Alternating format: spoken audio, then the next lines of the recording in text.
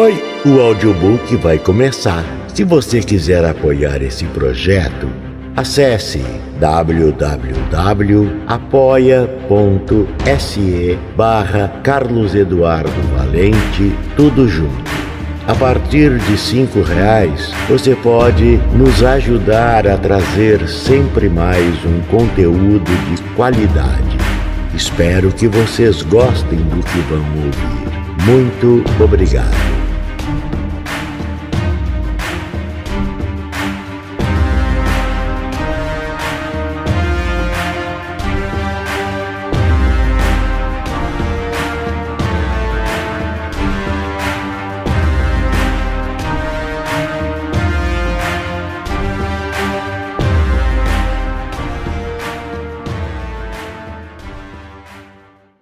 Perdidos na Escuridão, de Tiago Moretti. Narração de Carlos Eduardo Valente. Capítulo 8. Daniela acompanhou o mordomo Manfred ao sair do quarto. O lugar tinha um cheiro agradável de rosas. Adentraram em um corredor forrado de carpete na cor marrom claro, com detalhes em vermelho, que decorava o chão. Era extremamente volumoso, fazendo com que ela tivesse dificuldade de andar sobre o salto alto que acordou em seus pés.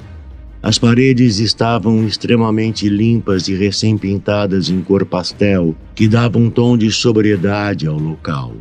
Alguns quadros estavam pendurados. A maioria desses eram abstratos, mas com um toque sutil de realidade que os tornavam bonitos. "Como está se sentindo, madame?" perguntou o mordomo com o sotaque familiar. "Confusa", respondeu Daniela com sinceridade. "Não sei nem como essas roupas vieram parar em mim." Manfred parou sua caminhada, olhou para Daniela franzindo o senho com uma expressão de espanto e disse: "Madame, a senhora exigiu tais vestimentas. Até com certa ousadia, ouso dizer." Neste instante, Daniela caiu de joelhos acometida por uma dor na parte de trás da cabeça. Levou as duas mãos à nuca e teve uma visão dela mesma, gritando com uma empregada do local em outra língua que não conhecia. Via fiapos de memórias de situações que mal compreendia, como nos terríveis pesadelos que a assombravam toda a noite. Viu-se vestindo a roupa que lhe foi entregue e à sua volta diversas crianças que a observavam com um olhar sombrio. Essas crianças tinham um ar sisudo, rancoroso, beirando o maligno. Nesses sonhos ela gritava com as crianças para que a deixassem em paz, mas elas entreolhavam-se e sorriam. Quando tentou gritar, voltou para a realidade, a qual achava pertencer. O mordomo a segurava pelos ombros, balançando-a de maneira cuidadosa, e dizia alguma coisa que ela não entendia. A dor havia passado. Isso era reconfortante e de certa forma até prazeroso. "Desculpe, Manfred", disse Daniela, apoiando-se nele para se levantar. "Estou muito confusa. Acho que estou ficando louca." O mordomo segurou-a pelos braços por alguns instantes, avaliando se ela conseguiria andar sozinha. Deu um sorriso sem ânimo para ela e tomou a frente do caminho mais uma vez. Chegou ao final do corredor. Nele havia outra porta maciça entalhada em mogno e uma escada em caracol ao lado esquerdo. Antes de descer as escadas, Manfred confirmou visualmente se Daniela continuava o acompanhando. E assim iniciou sua descida pelos degraus cobertos pelo maravilhoso carpete.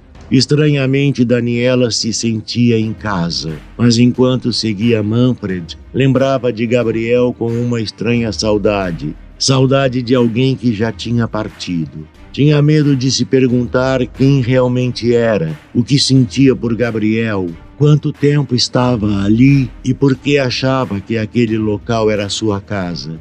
Em sua memória não se lembrava de outro lugar que poderia chamar de casa, além de onde se encontrava naquele instante. "Gosta da música, madame?" questionou Manfred. Ela apurou sua audição e pôde perceber de forma clara o som de um órgão ser dedilhado de forma rítmica e compassada. Realmente lhe agradava. Muito!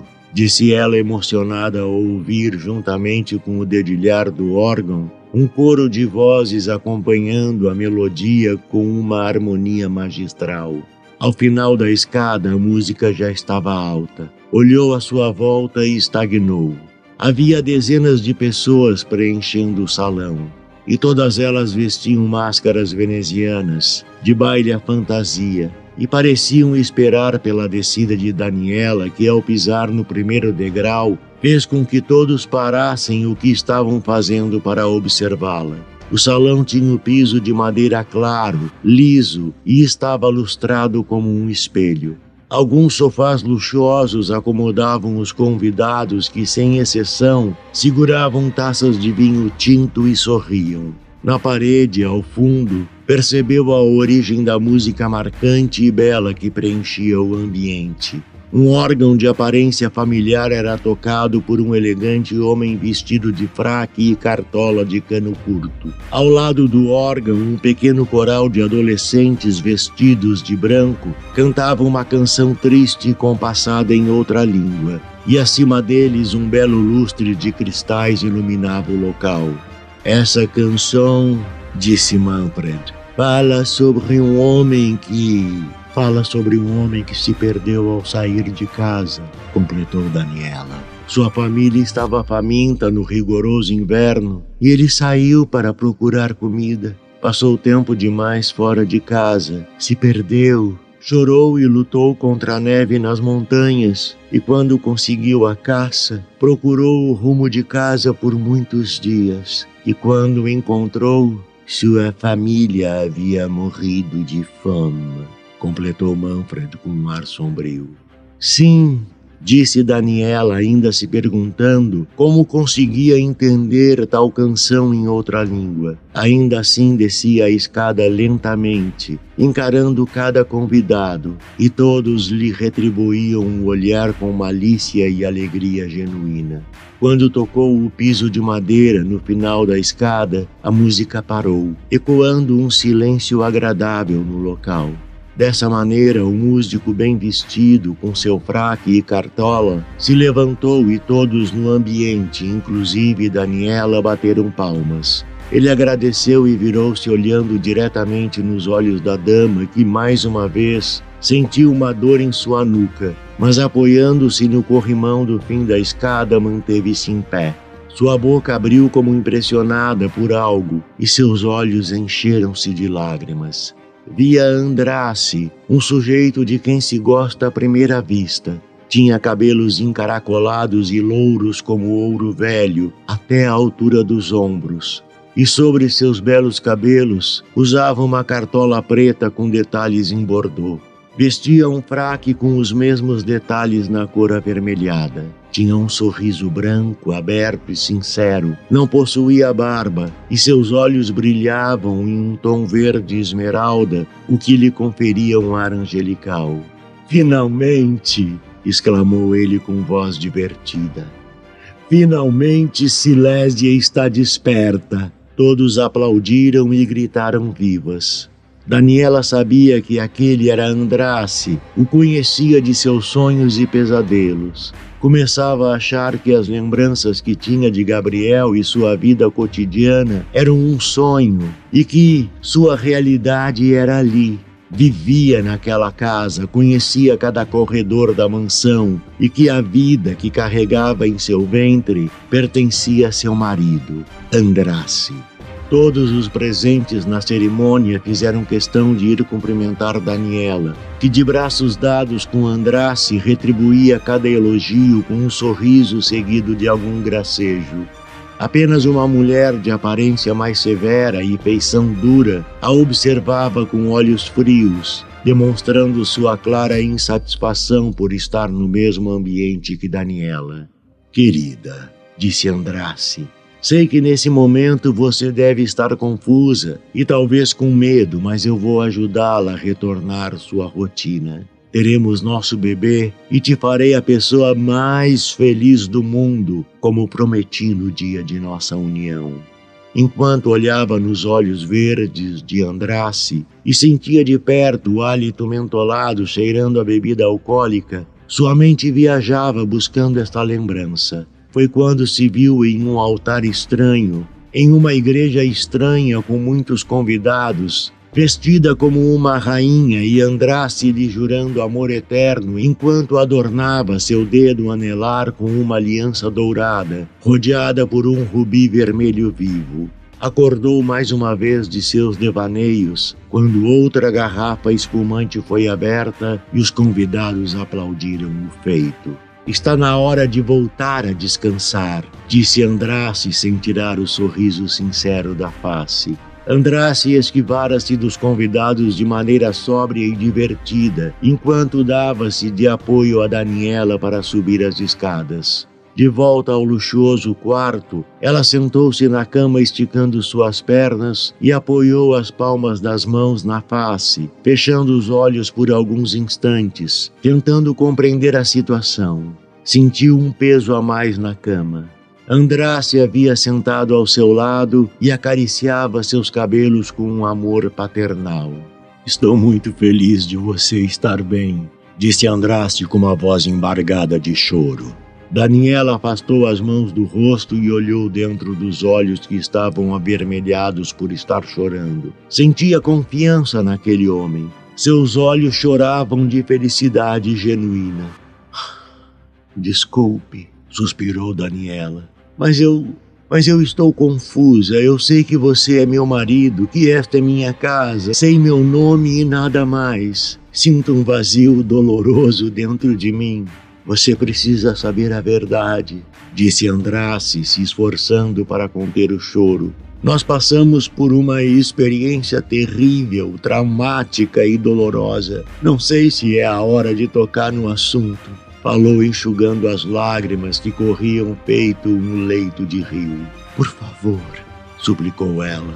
Eu preciso saber. Sinto-me bem agora, sei que posso aguentar. Apenas me diga o que houve. Terminou Daniela, sentindo seu coração bater mais forte. Mais uma vez o homem, com sua aparência elegante, sincera e genuína, a encarou, tentando buscar forças para contar o acontecido. Fomos traídos, chorou o pobre rapaz. Fomos traídos dentro de nossa casa. Demos abrigo, comida e até dinheiro e ele nos traiu, disse Andrassi, colocando as mãos na cabeça, fazendo com que sua cartola fosse ao chão. Quem? Perguntou Daniela em sua angústia sem fim. Seu primo, disse ele segurando seus cabelos encaracolados. Gabriel. Aquele maníaco lunático. Você não se lembra de nada? Perguntou Andrassi quase que indignado. Daniela forçou sua mente para tentar se lembrar. Via o rosto de Gabriel e tinha certeza de que eram primos, porque a mãe dele era sua tia Ágata. Lembrou-se do rosto de sua tia e um arrepio cortou o corpo todo. Aquela senhora de olhar ríspido que a observava no salão era a mãe de Gabriel. Contudo, não conseguia lembrar-se de mais nada além do rosto do primo. Não lembro, não sei quem é Gabriel, mentiu Daniela sem razão aparente. Esse verme é filho de sua tia Ágata. Veio à nossa casa pedir abrigo e eu neguei, mas você intercedeu por ele, assim ele morou conosco por algum tempo. Demos a ele tudo o que poderíamos dar, mas um dia, quando eu estava de viagem, ele se rebelou. Entrou em nosso quarto e roubou suas joias e dinheiro. Mas esse maldito, insatisfeito, foi até o quarto do nosso pequeno Pedrinho. No mesmo instante em que Andrassi mencionou o nome Pedrinho, outro turbilhão de pensamentos invadiu sua mente, deixando-a sem ar. Sabia claramente quem era Pedrinho. O levou em seu ventre por 9 meses. O tinha visto nascer e crescer como uma criança inteligente e curiosa. Tinha olhos grandes e brilhantes como os de Andrassi. Era carinhoso e obediente. Costumava ficar sozinho por hora com seus brinquedos simples. Era seu filho. Não precisou que Andrassi terminasse a história. Apenas lembrou-se do que aconteceu. Estava tudo em sua memória, e nesse momento elas renasceram em detalhes assustadores. Lembrava-se de estar no quarto de Pedrinho. O garoto, com cerca de 3 anos de idade, tentava dormir enquanto ela contava alguma história que tinha inventado em seu tempo vago. Ouviu um barulho no corredor, mas não sentiu medo, pois deveria ser seu primo. E era. Gabriel adentrou o quarto do garoto sem cerimônia. Seus olhos estavam diferentes, tinha ódio e fúria. Carregava um lençol branco que segurava pelas pontas e dentro jaziam alguns objetos que tilintavam conforme ele avançava. Lembrou-se de Gabriel com a boca aberta, como se estivesse louco. Salivava em excesso e dizia coisas sem sentido. Segurou-a pelos cabelos e, de forma inesperada, a acertou com um soco no rosto, deixando-a tonta. Largou o lençol, deixando os objetos roubados se espalharem pelo chão. Percebendo que o agressor estava acompanhado por outro homem, que a segurou pelos cabelos, deixando Gabriel com as mãos livres. Lembrava-se dele gritando, perguntando onde era o cofre. O outro homem a segurava com mais força e a agredia pelas costas, deixando-a de joelhos. Não havia cofres na casa, não que ela soubesse. Pedrinho chorava de medo e pedia para soltarem sua mãe. Gabriel estava fora de controle. Tomou Pedrinho pelo pescoço e encostou o rosto da pobre criança no chão. Daniela chorava e prometia qualquer coisa, não suportava a imagem do filho sendo agredido. Os homens gritavam como desvairados, perguntando do cofre, e ela não tinha resposta certa para dar. Assim, Gabriel revelou uma faca extraída da cozinha da casa, de lâmina fina e curva. Apertou-a contra a nuca do garoto, que chorava em vão, e prometeu a morte dele caso ela não falasse a verdade. Lembrou-se da agonia de falar a verdade e ser ridicularizada pelos malditos. Implorava pela vida do filho. Ofereceu a sua em troca. No entanto, os homens estavam alucinados e presenciou a cena que jamais queria ter visto. Seu primo, colocando um pouco mais de força, atravessou a ponta da faca o corpo do garoto, cessando com a vida de Pedrinho imediatamente. Daniela tremeu quando Gabriel retirou a lâmina de seu filho e foi em sua direção, com um sorriso maligno, e sem dizer uma palavra, a perfurou 2 vezes no peito. O ferro frio cortava sua carne e o sangue quente saía em grandes quantidades. A escuridão chegava para ela com um sentimento angustiante e lhe sussurrava que tinha falhado em proteger seu inestimável Pedrinho. Eu lembrei! Grunhiu Daniela, abraçando o marido e chorando juntamente com ele. Por quê? Por quê? Gritava ela em desespero. Mal podia acreditar que tinha passado por situação tamanha. Seu coração parecia que iria parar ao lembrar-se do filho assassinado brutalmente. Levou sua mão direita ao peito e sentiu a ferida feita pela lâmina em processo de cicatrização. O casal ficou abraçado por muito tempo.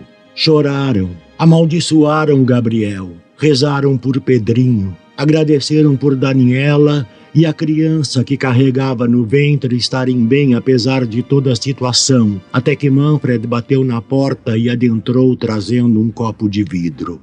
Senhor, desculpa interromper, disse o mordomo em seu sotaque. Está na hora de Madame tomar seu remédio. Andrassy consentiu, segurou o copo de vidro e deu a ela, que tomou todo o conteúdo com gosto salgado. Agora durma, minha querida, disse o jovem de cabelos louros. A partir de amanhã será um novo começo. Cuidarei de você até o fim dos meus dias.